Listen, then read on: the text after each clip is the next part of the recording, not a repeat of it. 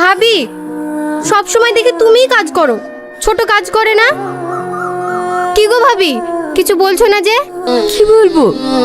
না না, সব ঠিক আছে। কিচ্ছু ঠিক নাই।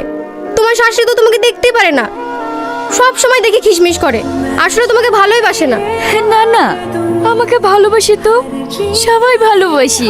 ভালোবাসে না ছাই, আমি সব জানি, তুমি মিথ্যা বলছো। কি গো শ্রাবণী, রাতে তোমার জ্বরে গা পুড়ে যাচ্ছিল, আর তুমি এখন পানিতে কাপড় কাটছো? ও কিছু হবে না, জামা কাপড়গুলো ময়লা হয়েছিল তো তাই। যাও বাড়ি যাও তো। হ্যাঁ হ্যাঁ, আর একটা কাপড় আছে, কেচেই বাড়ি চলে যাচ্ছি। হাবিব, তুমি সেই সকালবেলা কাপড় কাচতে গেছো আর এখন আসছো?